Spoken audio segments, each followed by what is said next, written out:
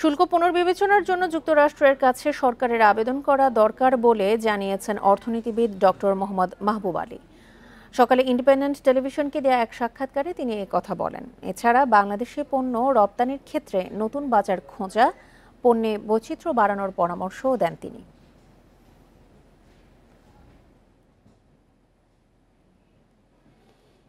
Bundle থাকলে প্রতি সেনমানিতে টাকা বাঁচবে।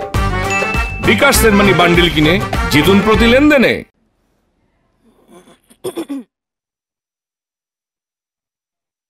এই উচ্চমূল্য শুল্কটা উঠিয়ে তোলার জন্য আমাদের পুনর্বিবেচনার জন্য আমাদের মার্কিন যুক্তরাষ্ট্রের কাছে আবেদন করতে হবে, আমাদের বিকল্প বাজার ব্যবস্থা এবং এট দ্য সেম টাইম আমার প্রোডাক্টের মান উন্নত করতে হবে এবং ফেয়ার প্রাইসিং এর উপর করতে হবে।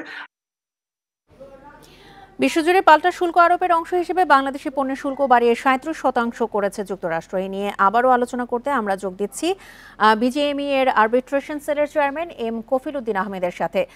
জনাব আহমেদ, আপনাকে স্বাগত জানাচ্ছি ইন্ডিপেন্ডেন্ট সংবাদে। শুরুতেই যে বিষয়টি জানতে চাই যে পোশাক খাতে কি ধরনের প্রভাব পড়তে পারে আমাদের? দেখেন, আসলে বাংলাদেশের এই গার্মেন্টস শিল্পটা আমাদের জন্য একটা চ্যালেঞ্জিং, যেটা বড় খারার গা। আমরা বিগত এই 5 আগস্টের পর আমরা বাজার হারিয়ে চেয়েছিলাম, আমরা শ্রমিক অসন্তোষ দেখতেছিলেন। আমরা এটা আমাদের চ্যালেঞ্জ কি বলবো, যে আমাদের আসলে এই দেশের এই শিল্পটা এটা দেশে আন্তর্জাতিক ভাবে আমার মনে হচ্ছে এটা বুমারেং হয়ে যাচ্ছে। আমরা ছোট বড় মাঝারি শিল্পের মালিক যারা আছি, আমরা সবাই চিন্তিত এই কারণে, এই যে আমাদের আন্তর্জাতিক বাণিজ্যের যে প্রভাব, এটা নিয়ে আমরা ভাবতেও পারিনি। এই আজকে এটা আমরা নতুন সংবাদ পেলাম।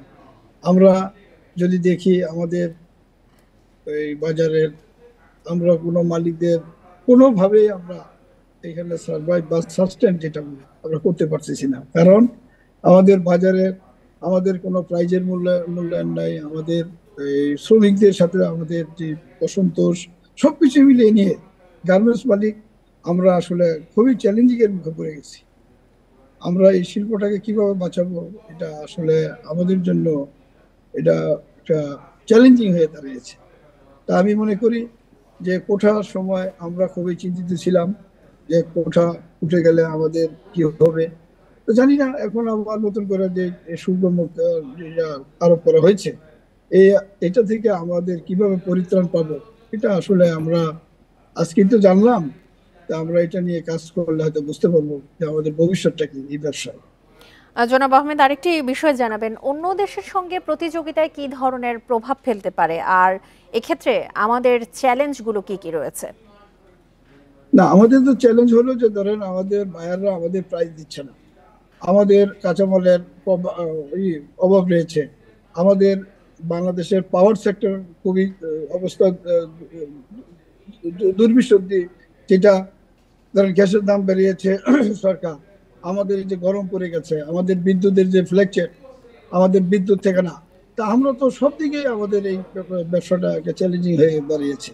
তা আমরা এটা কিভাবে, একদিকে আবার শ্রমিকদের অসন্তোষ, পাওয়ার সেক্টর অসন্তোষ, আমাদের ব্যাংক বিমাতে আমাদের ব্যাংক রেট অফ ইন্টারেস্ট বৃদ্ধি পেয়েছে, আমাদের বন্ড কাস্টম সমস্যা রয়েছে। তা আমরা আসলে এই ব্যবসাটা আমাদের কি হবে, এটা আমরা আসলে এটার প্রভাব তো আসলে আমরা মাত্র শুরু হয়েছে এই যে যুক্তরাষ্ট্রের যেটা আজকে দেখলাম। তো যাই হোক, এটা আমরা হয়তো এখান থেকে আমরা কিভাবে পরিত্রাণ পাবো, আমরা কোন ওয়েতে আবার যাব, এটা আসলে একটা ম্যাটার অফ টাইম। আমরা একটু দেখতে হবে, ভাবতে হবে আমাদের এটা।